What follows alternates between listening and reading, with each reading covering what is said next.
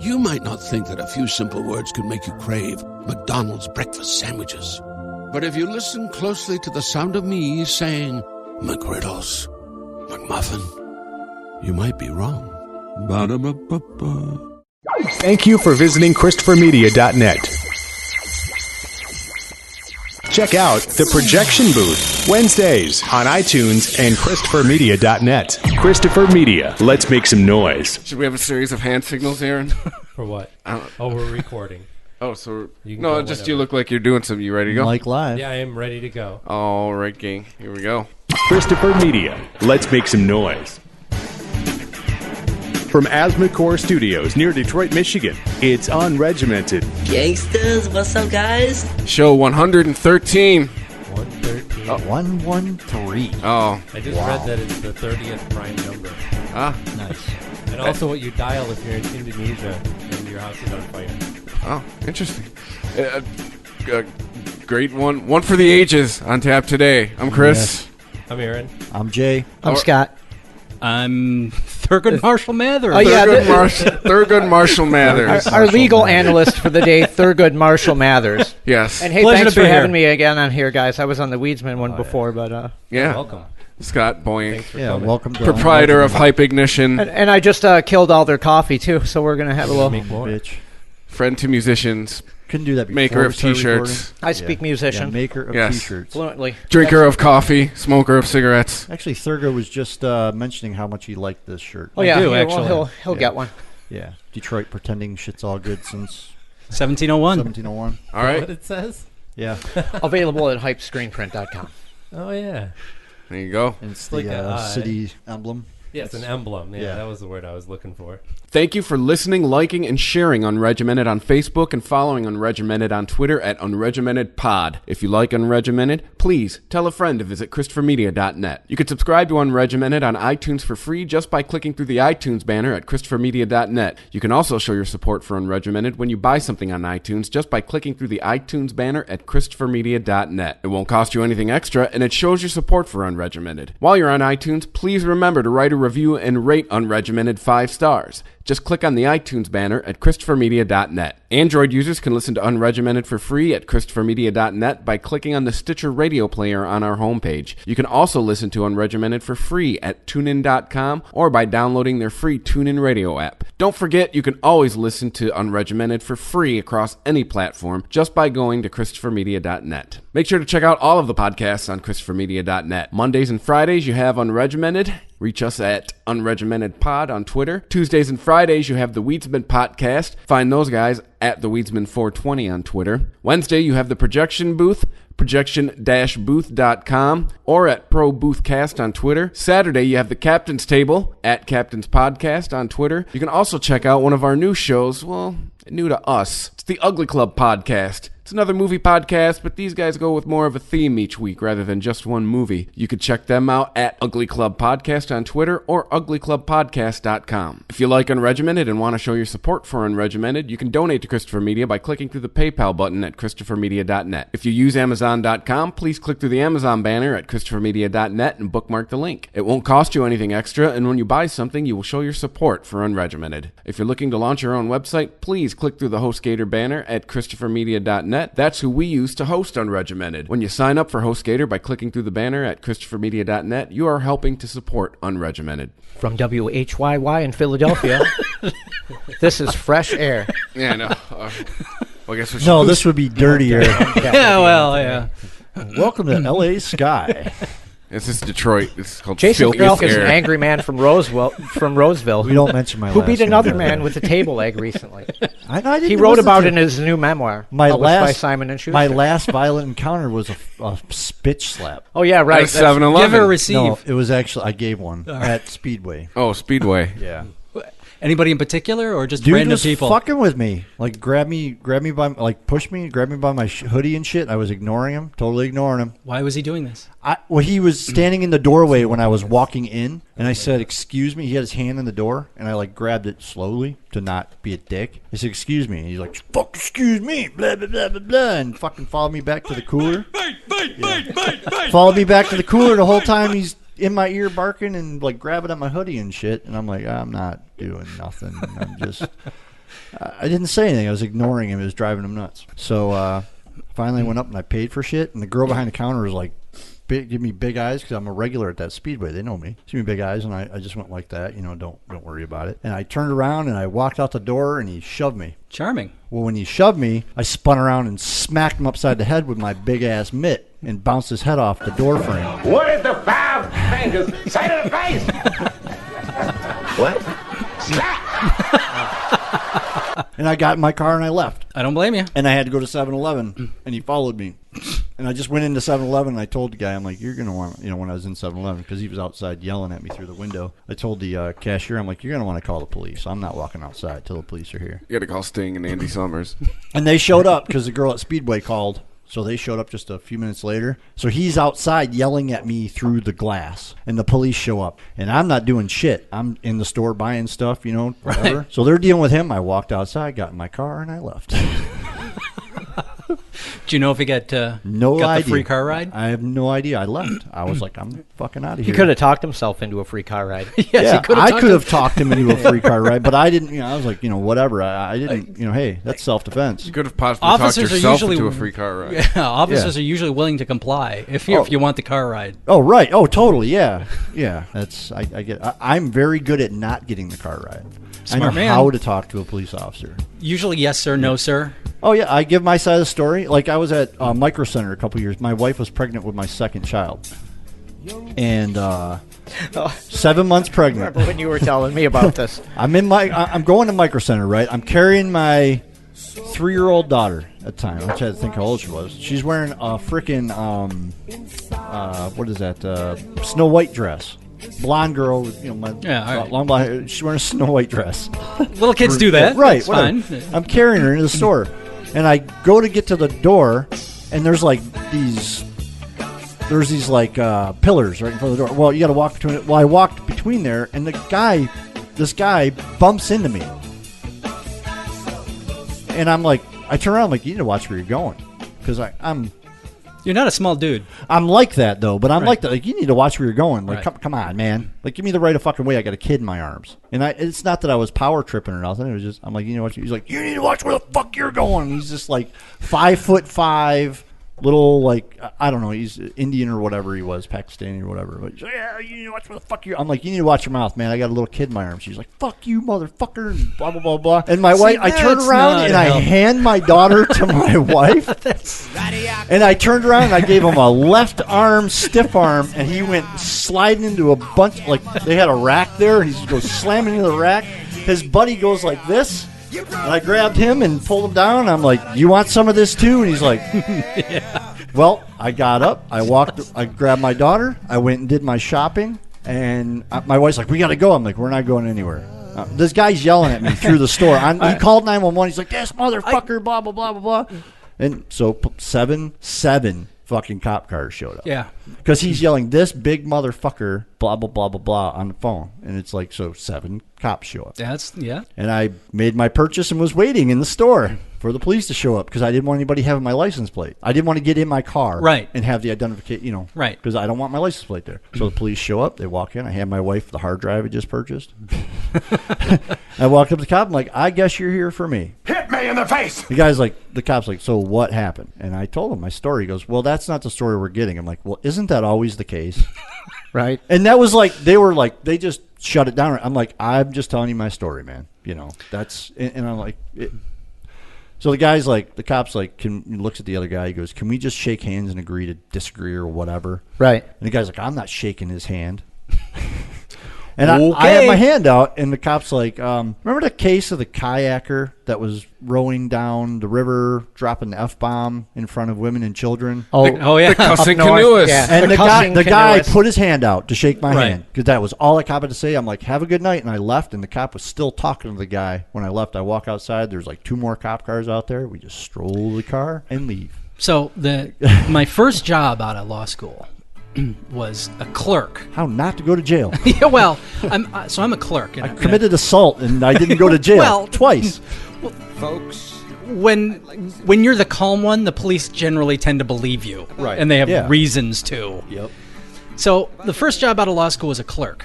And I'm 2 weeks on the job, and this lawyer shows up in my office and goes, "So when's my trial?" And I go, "What now? Who? I don't know what you're talking about." He goes, "Yeah, my trial was scheduled for today." I'm like, "Well, no, there's a trial going on, so no trial for you today." He goes, "Well, I've got a letter." I'm like, I didn't send you that letter, pal." So he leaves. He comes back about a half hour later. Goes, "So when's my trial going to happen?" I said, "We've had this conversation. I don't really know who you are. I can't really help you.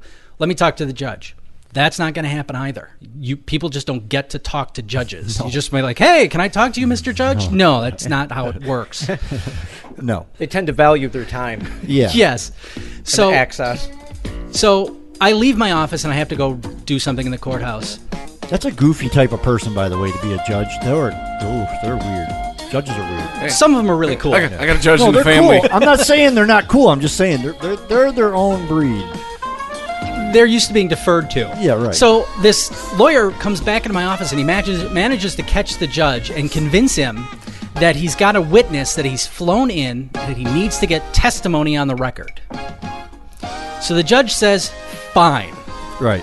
How long should it take? About half an hour. We can do that. I'll fit you in. So I call, the judge says, "Set it up, call the case." It's the dissolution of a church, of the Ethiopian Orthodox Church of Detroit. There's one of them. They're breaking up. It's got about 36 members. They're suing each other over the building fund because they don't have a building. They were in a school or storefront or wherever. So this lawyer calls his witness. Is that like what to do with the money from the pancake breakfast? Yes, that's exactly what. Yeah. So it happens. The first witness called, and this is a bench trial now. This is a bench trial. Right. So the judge is going to make the decision on all of this. First witness, door opens. It's the bishop of the Amharic church, and he's in full vestments, and he's carrying this giant fucking crucifix. They let him in the courthouse with that? Yes, because really? What year was this? This was 2007. Fucking really? What courthouse was this? Oakland County. Okay. So he also, this Amharic priest, doesn't speak a word of English.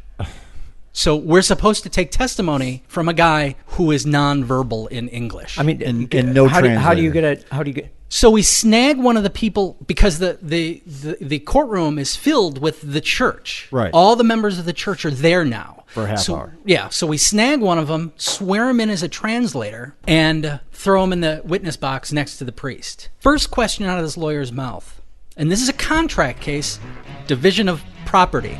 First question, did you have an illicit sexual relationship with a member of the church? All hell breaks loose. Wow.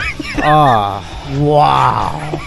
That's a badass lawyer right there. That's pretty funny shit. The judge was an old Marine. Bam. Wow. The judge was an old Marine, a corpsman in the Korean War. Great. Pulling bodies off the front line. Yeah. No toleration for bullshit. Oh, no. So judge goes ape shit. This is not going to happen. He's pissed. He walks off the bench. Wow. So he walks off the bench, and they're all looking at me like, now what? I've been here 2 weeks, pal. Shit's done, dude. Shit's done. Get the fuck out. Yeah. That means get the fuck out. The judge is gone. That means you got to go. Right. See you later. I'm going back in my office. Yeah, where's the bailiff? You know? So I go back, and I talk to the judge, and he's like, we're going to get through this, but we're going to get through this at my pace. So we go back in. He reads everybody the riot act. We get the testimony of this priest. Right? So you can tell there's tension in this room because this lawyer is going for the blood, and your guy is a rapist. Right. He Cosby'd someone. So better than a Jared, I guess. Yeah, oh God. Oh. So allegedly. So the judge, we take this testimony. Judge goes off the bench. I go into my office, and there's a monitor. It's a TV monitor in my office where I can watch the courtroom, so I know what's going on. So I can hear these two lawyers going at each other. No, and it's getting louder and louder. And then I hear, "Get your hands off me, man!" Oh boy. And I'm like, oh shit. I pick up the phone. 911 goes to the basement. The deputies. Right. I got a fight in the courtroom. Run back into the courtroom. There's pushing and shoving and yelling and screaming. In about 2 minutes, I got 6 Oakland County deputies tearing through these doors. Oh, yeah, man. Dude. Everything stops, and everyone in the courtroom turns and looks at me. Like, you gave me no choice, kids. Yeah. No choice. Yeah. Deputy goes, what's going on? I said, I don't know what's going on. I just want them out of the building. So it starts up again. They all start, they did this, they did that. And the deputies look at them and go, your choices, you have two choices, jail or outside. And they start going at the officer about who did what. And the officer goes, that wasn't a choice. Yeah, they tend to be like, okay, that's your choice. You're going to jail. Yeah, exactly. Right. I said it once. I gave you your two choices. He's talking to him like they're 4 years old. You can either eat the peanut butter sandwich or you can go take a nap. Yeah, right. For a couple of days. Yes. And then you got to see a judge, and you're probably contempt of court at this point. Right. Well, I've been given that similar choice. What, a nap or a peanut butter jelly sandwich? No, the jail or, and I was like, the other.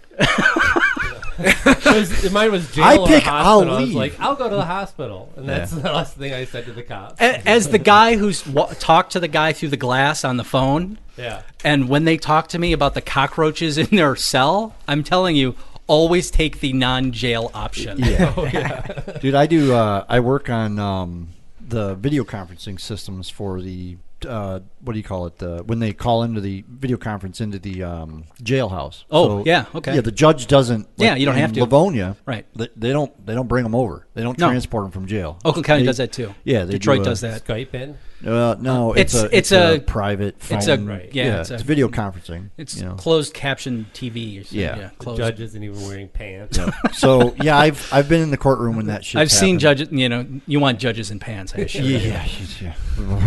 But there's one lady that kind of cracked me up. I was sitting in this courtroom working on the video conferencing system, but she was actually in the court. This lady was in the courtroom, and the judge was still doing trials with me in the room working on this shit. And so I just got to sit at the computer right there. And this girl brought her daughter to court. And the first thing the judge said is, "What makes you think I'm going to be lenient because you brought your child?" She Old says, trick. "Now you force me to call Child Protective Services." Judge has seen. Yeah, right. I have sat with clients and explained to them, you can tell me whatever. Stupid. You can tell me whatever story you want to tell me, and I'll be more than happy to relay it to the judge. Yeah, however, know that you want to meet the most cynical human beings on the planet. Oh, it's a judge. It's a judge. It's a fucking judge. What was it that Lenny Bruce said that judges are often more lenient than police because they sort of see the outcome more. Yes. So they all day long it's judging and weighing. I am wise, therefore I the scales. Yeah. So they're often more lenient than police because they see the end. All right, today's show. We've been hyping it all week, well, at least on the internet. One of our most provocative endeavors to date as a show, as a network, Lucien Greaves from the Satanic Temple. You've seen him on CNN, heard him on NPR. He's Fox News with Megyn Kelly, Al Jazeera America, Vice.com, Daily.com, Salon.com, here locally in the Detroit News and Free Press. He's kind of the new face of the Satanist movement. Is that what we want to call it? Yeah, that's what you would call it. It's no LeVay is out, Mr. Greaves is in. Different church. Well, no, that's just reading articles as far as just faces of the movement. And yeah, did it make a faux pas already? No, it's all right. You're good. But we're going to be talking to him. Jay and Scott, you gentlemen set this. This all came about over the weekend. It's something we've always talked about, and Jay gets the A for effort. I should have bought some gold stars. How did it happen? I just decided I thought it would be a really good idea to call him, and I hit him up on Facebook because I've known him since forever ago, and I hit him up, and then he said yes, and I thought who better have him interview him than Scott, so I brought Scott in, and Scott brought you in, yeah. So, all right. Yeah, it was. This is going to be hopefully a very interesting show, if not entertaining. It's sure to be.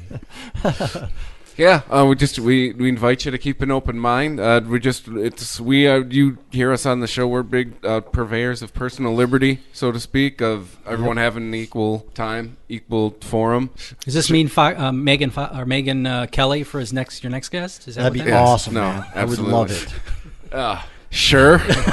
That was embarrassing. That's a call. Yeah. But she's a joke. That was a joke. I can't believe people buy that shit. Yeah, there's I played that video for you last week. with Lucien tearing her up on. Yeah, she refused to yeah, call him Lucien, she's call the him Fox Doug. Commentator. Or Yeah. host or Yeah, whatever. no, she and like the Devil Man. She's like the Devil Man and the thing with horns. She wouldn't actually refer to the statue as the Baphomet. She didn't take it seriously No. at all. Well, it's And easy. she was abusing the idea that she was playing to a canned audience, and she was Exactly. trying to make it Yeah. all look like a That was joke. very And obvious. she was also she went into the interview with her preconceptions and never dropped them. Like Right. she wasn't listening No. to what he was saying. Not- Which is what not Chris like was Mitch saying, keep Albom. an open mind because I'm not saying I'm an expert on it, but it's not what you think it is. It's not. If you read the 7 Tenets, it seems pretty If all you forward know thinking. is the name and you're turned off by it, it's not what you Well, think. yeah, that's exactly what it is. It's like you hear the word Satanist, and it's like, oh, that's bad. It's like spider. It's like just people. They Centipede. Yeah, right. It makes you shudder. I mean, if you have any kind of like Christian upbringing at all, it's like oh, that's bad. But if you really look into what they're doing, what they mean to do, if you understand it, you understand it. If you don't get it, then hey, you just don't get it. And To leave 'em alone. evangelicals, just the Right. the word is a barrier to entry. They're done there. Right, exactly. They're like not listening. You have no valid opinion. Yeah, to yeah. At that point, you have no valid opinion, and they don't care if you're being metaphorical, and they don't care if you're being literal. They're just you're out. Yeah. Right. There is no you might pro. as well There's, be in the Church of the Subhumans. there's no pro Satan anything. Yeah, No. to them, No, you're not even arguing on the I same level. take as a subgenius minister, I take great offense to this notion that that the Satanic Temple is making fun of religion because Right. that's our job. Right. We know when that's Exactly. going down. Exactly. The thing about it is that it's really sort of no joke. The Republicans, like the ones down in Florida that held the rally for prayer in school, they're used to playing to a sort of a canned audience too. They're not used to people they don't like standing up and going, "We're with you on something." Yeah. That was very. I'd like to ask him about that because I thought that was Well, we should probably that was brilliant. get a hold of him. Oh yeah, let's Hey, you ready? Yeah. hit the button. Hello. Mr. Greaves, how are you? All right. How are you? Not too bad. It's a pleasure to have you on the air here. It's Jay, Scott, and I'm Chris. I'm Aaron. And I'm using a pseudonym, Thurgood Marshall Mathers, because I'm a lawyer and I have interests to protect. Let's put it that way. I understand. I'd like to thank you for taking some time to chat with us. I'd really appreciate it. I know you're busy talking to real news organizations, so I mean, thanks for coming on our podcast. We really appreciate you taking the time out. My pleasure. I enjoy the podcast much more because I usually have the opportunity to actually give answers. There's been some interviews I've done with outlets like CNN, MSNBC, any of them, where I'll speak to them for 45 minutes to an hour, and then later on we laugh about how few words are actually used. Well, this is going to be sound bites or us if we have anything to do about it. It's going to be great. Right. we plan on emulating MSNBC, by the way. No, that's sarcasm there. Scott, Yeah. you want to? Oh yeah. All right. Dude's busy. Yes. Hey, thanks, man. They asked me to come on and ask you some questions, and I thought I would bring somebody with me who actually So had. you brought your lawyer? Yeah, I brought a lawyer. I am a lawyer. Yes, I hold a bar card. Yeah, I brought a lawyer, but he specializes sort of in the sort of problems that you're going through right now. So I'd like to start by saying, hey, bro, what it is.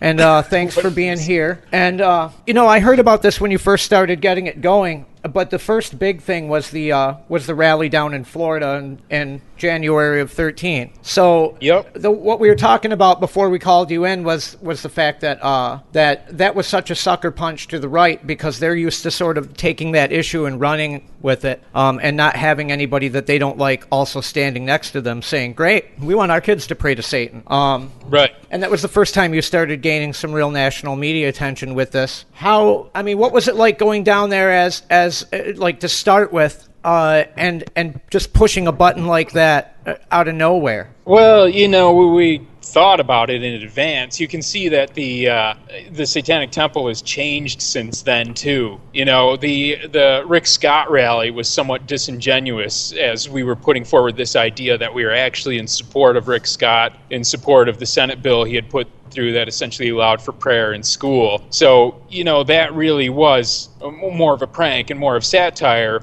in a way, but we had this idea that us doing this would provoke other people to do the same. And initially, we wanted to film these things and put out like an activist type of film and say, this is the Satanic Temple, this is what the Satanic Temple does, without putting too fine a point on the beliefs of the Satanic Temple. I have a long history myself with Satanism and concepts of modern Satanism, but just the same, I realize that there are many varying interpretations of Satanism, and I thought that the one thing we could all get behind was this kind of idea of personal autonomy and rights just to exercise our beliefs as we see fit. So for that purpose, when the Rick Scott rally comes about, we didn't even have tenets up, and we didn't even make it clear that we were atheistic, non-theistic, anti-supernaturalists or anything like that, because I kind of felt like I could stay in the background, that I wouldn't be recognized for who I am, because this would be kind of small scale, but the idea would take off with people, and it could be structured somewhat like Anonymous, where there's this idea of the Satanic Temple, and then when things like this came up, issues like this, encroachments of church and state, people could take on the name of the Satanic Temple and act these things out. It wasn't until later with the pink mask that it was too late for me. Those images came out and people started recognizing who I was,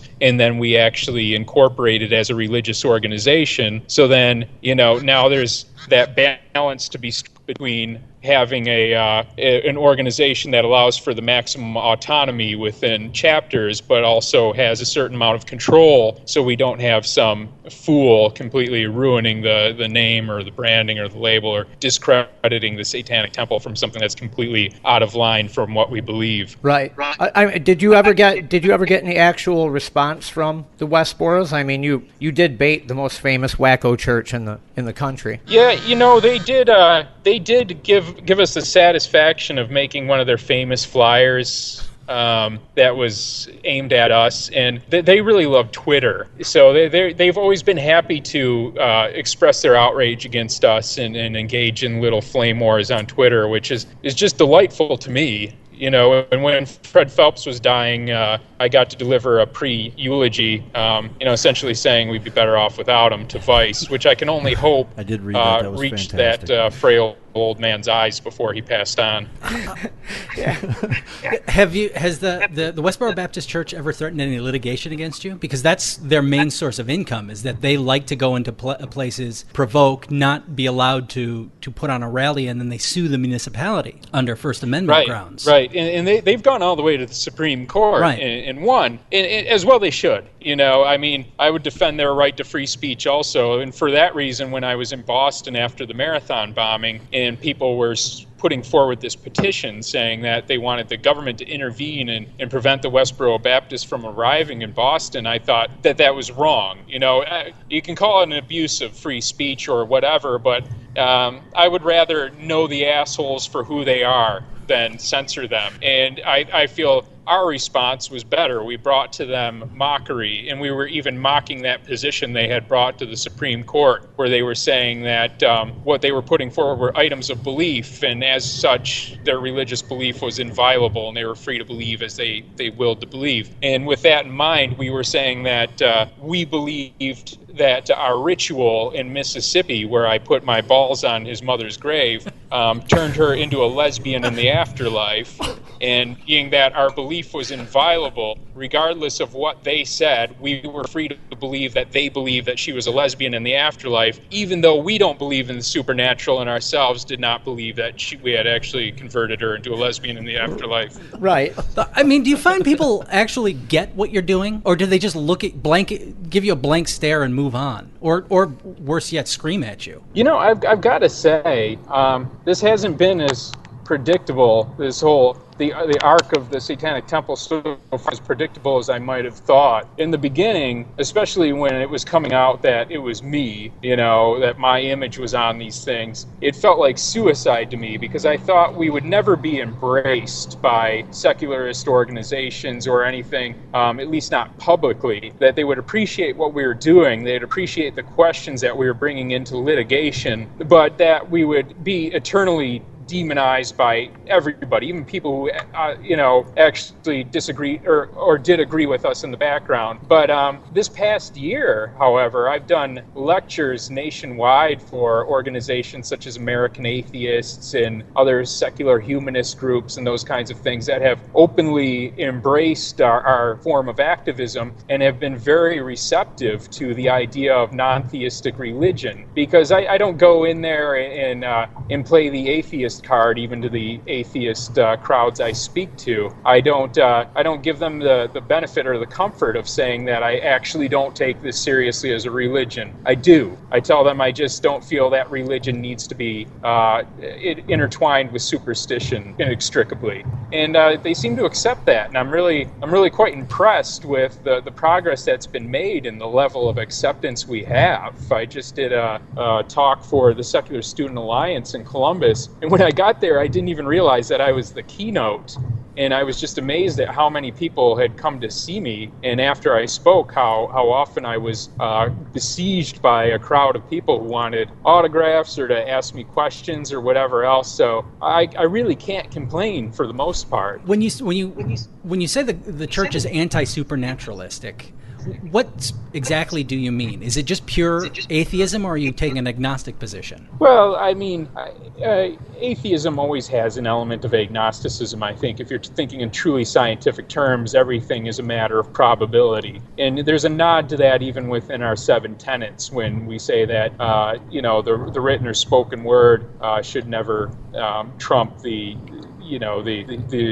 your conscientiousness and those types of things. It should always be open to revision. You don't just etch things in stone and say it's immovable. That's antithetical, I think, to the Satanic way of thinking and antithetical to the scientific way of thinking. So sure, keep an open mind about everything, but demand evidence for everything as well. Always leave yourself open to revision on your thinking. How often do you actually get a Christian organization willing to actually have a discussion with you? Because a lot of the media I've seen with you, like that the Megyn Kelly interview, she was a condescending bitch, frankly, and I know you're walking into that and gotta have to expect it, but how many Christians are you finding are actually standing up and going, yes, he has a right to do this? More than you would think.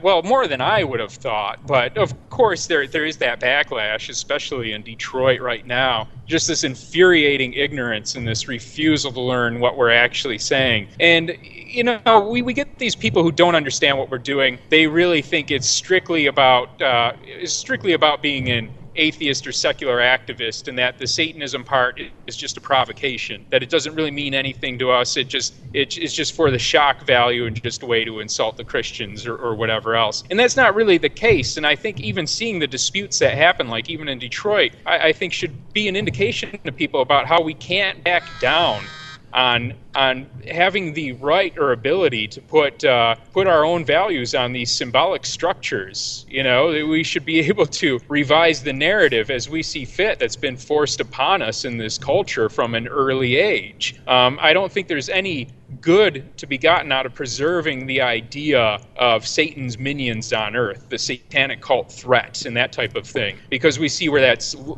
has led us. You talk about early witch hunts, medieval witch hunts, and things like that. A lot of people don't realize we had a witch hunt within the United States within the 80s and 90s during what's called the Satanic Panic now, where you had this irresponsible therapy primarily for multiple personality disorder, and people would go into hypnotic on Oprah regression. Every other week, my parents threw me into a cobra pit. Right, exactly. Absolutely no evidence for it whatsoever. But you find that people feel, and we get messages to this effect too, these bizarre messages where people will tell us that despite the fact that we think we're doing good and that we think we're following the highest ideals with what we're doing, it can't help but lead us to criminality, to depravity, and cruelty, being that we invoke the name Satan. And I feel like that's a very bizarre kind of superstitious mindset, that people think the map is the territory. It shows a very basic lack of linguistic logic that I think is worth fighting for. Due to some shoddy journalism that I've seen, I've noticed that people will sometimes get the name of your organization and the Church of Satan mixed up within the same article. Is that infuriating or what? Well, what's funny is when we first popped onto the scene, the Church Church of Satan was very vocally opposed. Whatever we did, the new head of the Church of Satan would write some essay talking about how it's completely wrong and we're pseudo-Satanists and complete fakers, making Satanism look like a bunch of foolishness and all this crap. I haven't seen much from him lately, but I feel like we've made Satanism sexy again, and I feel like they must really be enjoying the runoff from that, because people make that mistake all the time, and those assholes charge $200 per head and don't do anything. They just sell you a membership card for $200, and they've been essentially defunct for the last 15 to 20 years just doing that. So I feel like they must be loving it, because we've really brought a revival into modern Satanism, I can say in all humility. I mean, I'm really insulted by the notion that some people will say that you guys are making fun of religion, because as a minister in the Church of the Subgenus, that's our job, and I see what you're doing, and it's, Right. it's clearly not. I feel like we're redeeming religion. Like, I feel like there's going to be a certain point where this is what religion has to be, where people aren't going to be held to the obligation of pretending they believe shit that just isn't tenable in what we know about reality. That you can still probably be a Christian without believing in the second coming if you have this kind of generalized notion of Christian ideals in the modern times, in this idea of using the crucifixion or whatever resonates with you as kind of the narrative arc for your own life's works and goals, without making a fool of yourself and falling into some apocalyptic theology. Well, as far as trying to push an agenda, like a political agenda, is Satan even a bit more powerful than you had thought it would be? I mean, does the switch just shut off that fast? I mean, because sometimes it's people just can't even get through it, like in an interview. You see the interviews with you, and they just can't get past the S word. If you guys were called like the Fluffy Pancakes Foundation, and you were pushing the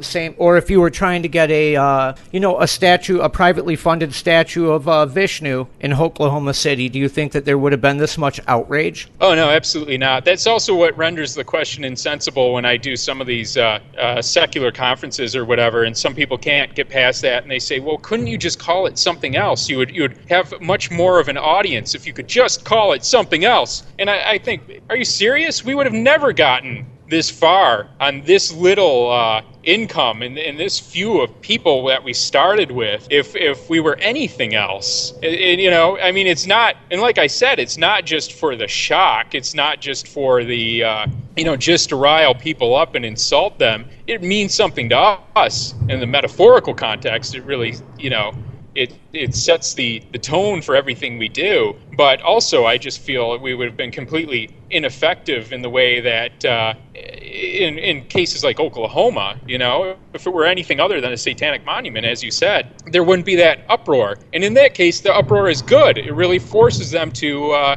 consider the ramifications of what they're doing, and to see if they really want to delineate what religions they'll accept and what they won't, and how can they do that in a constitutional context. How can they do that and it be federally sound? So I think it's all good, and it couldn't be anything other than Satanism. I think we're really the only ones who could be doing what we're doing. Well, underlying what you're doing, I think there's a question of equality, because evangelical Christianity for the past 115 years or so has done a bang-up job of marketing itself on the slimmest of theological veracity. And when you stand up and you say, hey, we're completely different, we're challenging the very foundations of what you're talking about, and we want equal time, I think that freaks people out, and they just refuse to listen. Well, not only that, look at the point in time in which we're doing this. They've opened so many doors that they thought only they could walk through, that they've made it so fucking easy for us. I mean, look at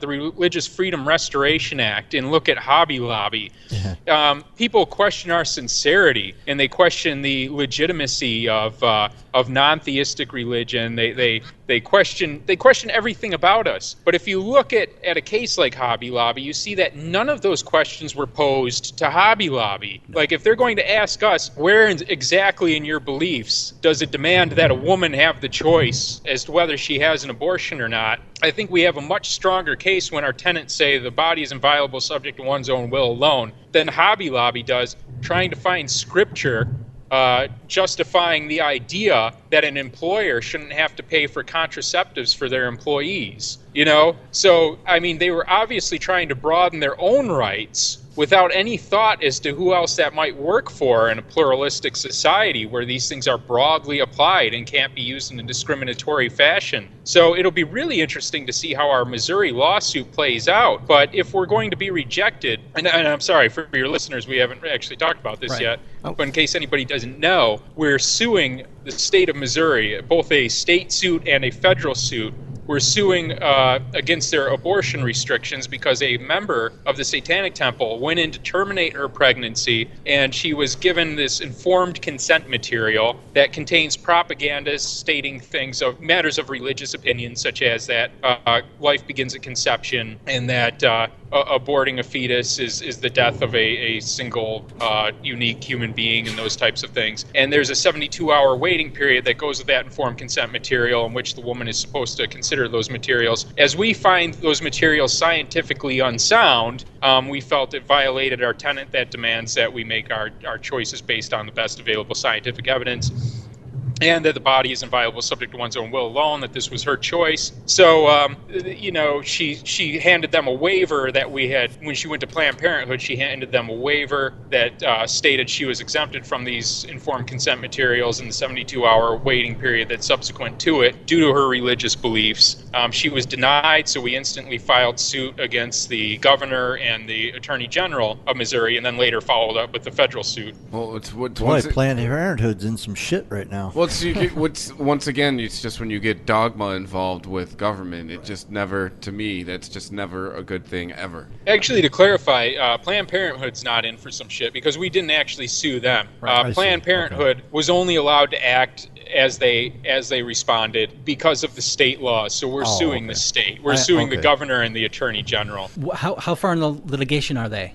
I mean, have briefs been filed, or is just the complaint been filed? Well, in the state case, they put forward a motion to dismiss, which is pretty weak, and I don't think that'll go anywhere. The hearing is on either the 30th or the 31st, but I'm very happy to hear from our lawyer that the deposition of the woman who went for the abortion, who we're calling Mary Doe, it's not her real name, but we're retaining her anonymity. He says the deposition for her went very well. So I have a high degree of confidence in this case, and since we got the case rolling, some very high-end legal counsel has offered their assistance to our lawyer in helping cohere the arguments, helping dig up precedent, adding their analysis, and they've written up some very thoughtful emails that I'm always very interested to read. But one of these lawyers who's consulting us now has successfully argued cases in the Supreme Court. One of them is a top lawyer with Freedom from Religion Foundation, and they all feel we have a very strong, solid case here, and everybody's very enthusiastic about it. And that, in my experience, lawyers are often reticent to show enthusiasm that they have a strong case, whether they feel they have a strong case or not. So I really have a good feeling about the enthusiasm I'm seeing from the lawyers working on this one. Outstanding. Now, I've read some of your materials for the church, and it indicates that you believe that Satan is basically a literary character. Can you expand on that a little bit? Yeah, the Bible is pretty unclear as to who Satan is. You have him in the book of Job. He's in good standing in God's court. God looks he's at Job in heaven. In the book of Job, man, he's hanging out in heaven. Yeah. And then Satan is saying, well, he's good because he has it easy. Why don't we fuck with him? And God says, yeah, it sounds like a good idea. And they fuck around with him for a while, and everybody has a good laugh. It's later on with the New Testament, really, you get this more coherent demonology where it's Satan versus Jesus in the world. But, it's just not a very, very convincing, very coherent narrative. But later on, you get like Milton, Paradise Lost, and you have Dante's Satan Inferno. Becoming the rebel against tyranny. Well, the idea of this divine autocrat and the rebel who stands up against him selflessly, even if it means being expelled from heaven for eternity and that type of thing. So I think the much stronger character comes from the literary romanticists who wrote about Satan. But it's still, even if you look at it from a literary point of view, it has such strong connotations in our culture that it can't help but resonate with you differently than most literary characters. It still has religious meaning. Right. In the Old Testament, Satan is hanging around with God in heaven before they started fucking with Job. And it's not clear, The angel Lucifer. Well, I'm a Reformed Catholic. I got the knowledge. Well, but Satan, the word Satan actually just simply means adversary. He's like, dare I say, a lawyer. He's challenging God on the goodness of human beings. And it's been theology that's created this mythology around the character of Satan. I would argue that Satan, the modern understanding, owes more to literature than it does, in fact, to anything in the Bible. Oh, we acknowledge that. I mean, most of what people think they know about the idea of Satan does come from literary texts, anyways. So outside of Scripture. Do you find a lot of that stuff doesn't even exist, and it's hard to really imagine that people understand the Bible thoroughly and can't see that there's this evolution of the idea of Satan that doesn't really make sense, or is at least entirely inconsistent. There's still debate amongst biblical scholars as to whether in certain passages they're talking about a Satan, as you say, an adversary, meaning just any adversary in that situation, or if it's talking about Satan, as in Satan himself. And that's just how tenuous this whole notion that there's a consistent narrative in the Bible really is. Do you find people actually know that history or that theology, or are you finding yourself having to educate people as to actually the character of Satan? Yeah, do you have to explain this every time? If I bothered to explain it every time, I would have to explain it every time. Yeah. I mean, you'll notice now, though, if you look at some of my more recent interviews, for example, I was on Mitch Albom's show in Detroit not too terribly long ago, and he started out with some of those tired old questions. Well, why don't you tell me what you believe and what the Satanic Temple is all about? And I actually opted to bypass the question because I knew the interview was going to be about 10 minutes, right? So there's no way you can sum it all up into a sentence and move on. So instead, I went straight for the goal, straight into the civil liberties aspect of it, and really kind of brushed the question aside and said that, in essence, it didn't matter what we believe. What we were doing was a lawful assembly, and we have a freedom to believe as we will. People can look up the materials. I've written miles of text by now. I do lectures across the nation. This is open and available to everyone, but I don't really need to justify myself when I'm trying to put together an event in a venue that I've paid for, that's a ticketed event that nobody is being forced to come to, no public funds are being allocated to, and we frankly don't care if some asshole on the outside is offended that it's taking place. I heard the interview with Albom, and he actually seemed pretty receptive to the idea that what should anybody have a problem with the fact that you're having a public event and you're unveiling a statue that you guys paid, your own statue that you paid for at your own event where you're selling tickets to get in. I mean, it's so the opposite of doing it in the public park which is happening in Detroit. Imagine, but I mean, imagine. Okay, if you're a Christian, and what they don't understand is if they were a Christian, they're Christians, so they go to church. What happens if, you say you're going to protest every single one of their masses or gatherings? I mean, how would they feel about that? A lot of people have suggested that. They said, why don't we protest their Sunday service or something like that? I don't want to do that. That sends the wrong message. I don't give a shit if they congregate on Sunday. Let them. No, that's what I'm saying. It makes rush hour that much easier on me. I'll sit and have a goddamn Bloody Mary. They can sit in prayer and get out of my way for their day. I don't care. If they're congregating in private and not bothering me, I just don't care. Right. They should pay us that same respect. It was like when RFRA laws were being put into place, Religious Freedom Restoration Act, and everybody's talking about denying service to gays because a baker is going to have to make a gay cake and it's going to ruin his life. He's not going to be How am I going to explain this to my kids? Right. And people kept reaching out to us and they were saying, is there a way you can deny service to Christians? And I was saying, no, that's narrow thinking. That's something we'd never want to do. We'll be business people. We'll take their money.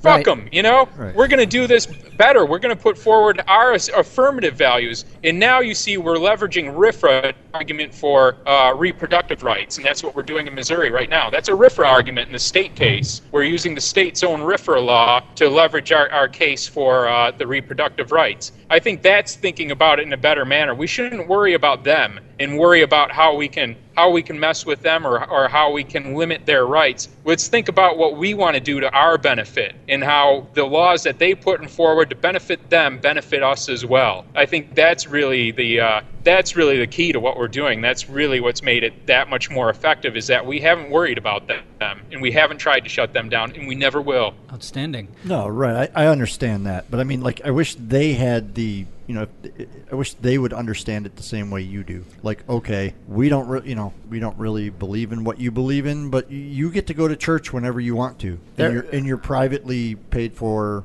private event. I mean, they're anti-Satan. Right. That's just, it's ridiculous. They'll say that they can be anti-Satan. That's fine. They can be anti-Satan. Right. When they cross the line is when they say that this event needs to be shut down. Right. It becomes a question of power. Another place where they cross the line is you have this pastor in Detroit spreading misinformation. He's giving the impression that this monument is going to be publicly placed. He's saying things like this is the last thing Detroit needs with all of Detroit's problems, which I think indicates that he's suggesting that we're receiving public funds, because otherwise, why would it matter? It's like any band coming through. When you complain that Detroit doesn't need this punk rock band coming through with all the problems it has or whatever, and then we're getting threats of violence, and he refuses to issue any statement about that. He refuses to condemn the threats of violence that I feel he's helped provoke and manifest. That's deplorable. That's just disgusting. Well, one thing that hypocrisy of the highest order. One thing that I saw when Jex was on Fox on the television was once he realized that the interviewers weren't immediately going to poo-poo after everybody said the word Satan 3 times, then he just went straight into attacking your legitimacy as a religion. So then it wasn't all about, it was like, you guys aren't real anyway. I enjoyed it. I'm sorry. I enjoyed at the very end when he actually was able to bring it around to like something to do with racism. Like at the very end of that interview. It made no sense whatsoever. Right. But a point I would have made, she did a great job, and there wasn't much time to make many points. But even if everything he said was true, even if we were congregating and we were going to mock religion, we're mocking Christianity in this event we're doing, we have every right to do that. Shutting it down even then is entirely inappropriate. You can invite a bunch of comedians from Doug Stanhope to Eddie Izzard, and they can talk about what bullshit the Catholic Church is, and who has the right to shut them down at a ticketed event, I mean, so for him to even attack the legitimacy in that context made no sense to me whatsoever. You're not doing it in a park. No. Are you all coming to the event? Yes. No, I will not. Right on. I wish I could. I'll be out of Well, time. we'll see how it goes. Hopefully it goes without incident, as Mitch Albom wished us. It should go down with no incident, and we'll have security. But we're adding an extra layer of protection because some of the religious maniacs were saying that they were threatening that they had purchased tickets and they were going to come in and they were going to cause some shit or whatever. So not only do we have a security check and all that, but we're actually going to have people sign over their souls to Satan before they enter. Nice. Outstanding. That's PsyOps 101 right there. That's beautiful. Is it money? Your money back if you don't sign your soul to Satan? Or I mean, whatever. Don't come in. We'll take it up with us later through Ticket Leap or whatever. Get the refund on your ticket, but you're not coming in. Let's can't plug sign your that. soul to Satan. We've got suspicions. Let's plug that. Go ahead and plug that, Doug. Let us know. I know you can't say where quite yet. Let us know the dates and all that good happy horse shit about that. The 25th, which is Saturday. I've been on the road, so I don't know what day it is now, but I know that's coming right up. And we have a great act, Sadist from Boston. They've been great supporters from day one. I'm in Boston. I know these guys, and they opened up for Marilyn Manson recently. And we have Wolf Eyes playing, and we have I absolutely love Wolf Eyes. Yeah, Wolf Eyes. Yeah. And we have William Morrison from Skinny Puppy DJing, so it'll be a good time. How do we get tickets to this? You have to get them through Ticket Leap, and you have to get them through Advance. Since 3 venues pulled out on us, we're not selling at the door because we we're only emailing people the location the day of, and even that's going to be an intermediary location. So you're telling before me hauling off to the actual like a 90s rave. Yeah, totally like But a 90s you're rave. telling me it has to be. in 2015. We have to keep the terrorists from coming through on their threats. Exactly. That's So, ironic. okay, so the thing that's really sad about some of the hullabaloo that's going on about the unveiling of the statue is that even probably all three of Jay's kids here understand that bronze does not burn and that you can't burn the statue down. Right. You know. Yeah. So how do you move that thing? Where is it now? How are you going to get it in the building without, news cameras? How's that work? Actually moving the actual object, because that's the thing that they're real mad about your statue, and It's really big. it's really big, and you got to get it there. Was it Everything I 9 feet read, tall? yeah. Is that correct? Yeah. Well, it's in a trailer now, and it's covered and it's crated, and I'd pay real money to the just see it artist- driving down the artist highway himself uncovered. is en route with it now. So he needs to. I don't even know how he moves the damn thing, but it takes some equipment, and it weighs over a ton, and he's going to bring it straight to the venue, which people don't know what it is. We've kept that entirely top secret. So I think it should get there and be placed in where it is without incident, and then. After that, it's going to go into storage. I'm not even telling people what state it's going into storage in. And then we'll see what plays out, because we originally wanted it in Oklahoma next to a Ten Commandments monument there. And the press, I got to say, they gave us credit where it may or may not be due for the Supreme Court of Oklahoma finding the Ten Commandments monument there unconstitutional and saying that it needs to come down. Boom. The governor is taking a stand and saying that she's going to keep the Ten Commandments up. Awesome. So we'll wait to see what plays out in Oklahoma. If the governor manages to keep the Ten Commandments up and actually revise the state constitution, we'll luck with reassert that. our bid in Oklahoma. But if not, we're going to push that fight in Arkansas, where Arkansas is just now in the process of putting up a Ten Commandments monument in Little Rock. So the fight will go on, and it's relevant wherever. A lot of people have reached out to us asking if they can buy it or whatever. But Baphomet has a mission, and that mission is yet to be seen through. And we feel that Baphomet will set a precedent, a major precedent somewhere, and is one for the history books, and is certainly not ready to retire yet. On the stomach of Baphomet is 2 snakes and a staff. Is there a particular meaning for you behind that, or? Yeah, it's the caduceus, which people often recognize that as the symbol on a lot of hospitals. Right. But it actually stands for reconciliation and negotiation, which fits in with the whole theme of Baphomet in general, with all the binary elements pointing above and below, part beast, part human. Right. We have the male and female characters on either side, and it's supposed to embody those opposites and stand as a reconciliation of the opposites. And we feel that message is even stronger when it's put next to the Ten Commandments, because it's ostensibly opposing view next to those old archaic edicts. And the message really being that there's room for those opposites, and there's room that we can reconcile those and be better for it. So when you were the first idea first hit you, Jesus, people.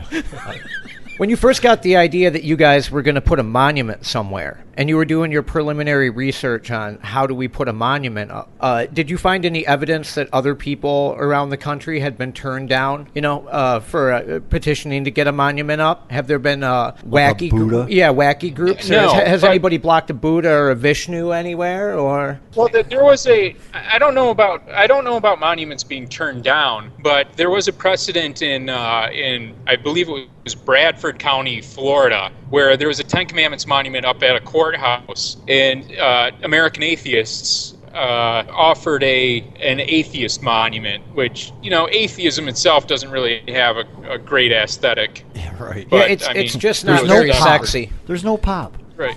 So they put up a granite bench with these kind of quotes etched into it, and the bench has the functional purpose, which was kind of something that was in mind with Baphomet because, you can sit on Baphomet's lap. I wanted some kind of functionality to it, That's awesome. But they won, American Atheists, and they have their monument there next to a Ten Commandments in Bradford County. And we don't see any reason why our monument shouldn't have some placement as well. But it's an interesting question as to what might have been turned down. And we did a Freedom of Information Act request first with the Capitol Preservation Commission in Oklahoma related to all their communications and discussions, meetings, PowerPoints, whatever they had related to our request, the Satanic Temple's request, because they never replied. And I'm convinced that they didn't reply to us in full. It just seems remarkable to me that there was almost no interagency communication about this at all, even given all the press it had gotten. And essentially all they sent us were communications from citizens who were in uproar over the idea that a satanic monument could come to their great capital. And so after that request, we filed a request with the governor's office, a similar request, and she didn't reply at all. And you have this, there's just a certain audacity in Oklahoma where, now you have the governor trying to rewrite the state constitution just to keep her preferred monument on public grounds. And just this failure to reply to Department of Justice standards on a Freedom of Information Act request. So sometimes we're digging for this information, they don't come through for us at all. It's amazing to me sometimes how much Freedom of Information Act requests are just flat out ignored, and they gamble on you not getting a lawyer. In fact, we have a few of those to follow up with, and we will. But in any case, that was kind of a belabored answer to say that I haven't gotten the information on what monuments were turned down yet. Well, while I appreciate the American Atheist Monument, it's rather plain. It's kind of ugly.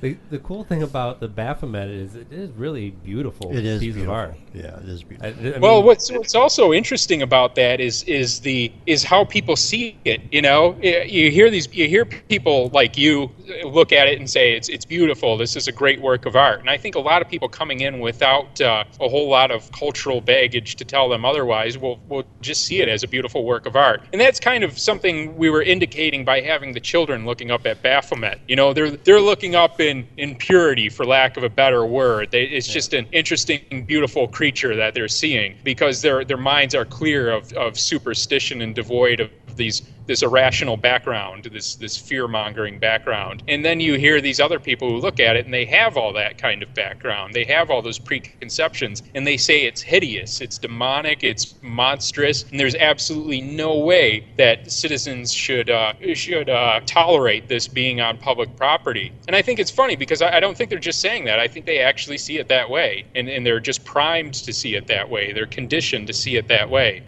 I think if it was in a public park and had no connotation attached to it, and you brought your kids to see it, or it was just sort of the thing that was there, everybody would think that it was totally awesome. There'd be no way that you wouldn't think that it was totally awesome. They'd run to it, sit on it, and while their parents are screaming desperately in the background and tell them to stay away. And the man nailed to a cross is so much less unsettling, So what did you think of the Catholic Register article? I mean, the piece today about the Showdown in Motown? Yeah. Showdown in Motown. Yeah. Well, it was mostly accurate. I was surprised. Right. Except there was one paragraph in there that was deeply offensive and misguided where they said we're not a religion because we don't believe in, we don't worship a god. And have they ever met a Buddhist? I think they came right out and claimed that we only do what we do to mock real religion or some damn thing like that. Yeah, I thought it was kind of a more educated write-up that I've read recently of any other journalism, because at least they had some history behind the Baphomet. I just find it infuriating when the Catholics claim victimization from us. Sure, right. Well, they're Catholics. Of course you're going to claim victimization from somebody. Right. Hey, we're going to jump in real quick here and cut this one off because this went on a long time. There's a lot of good stuff, a lot of good info. One episode could not contain. Right, so tune in Monday, right? Yes, for Monday for part 2 of our conversation. Lucien Greaves. Mind-numbing fun with Lucien Greaves. Sounds like a new podcast we should have here on the network. That would be great.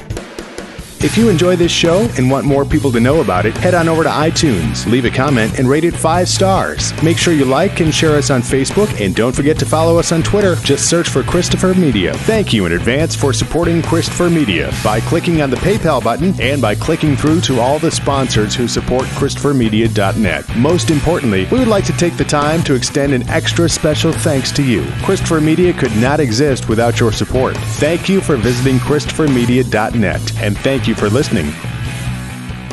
Christopher Media. Let's make some noise. Thank you for visiting ChristopherMedia.net.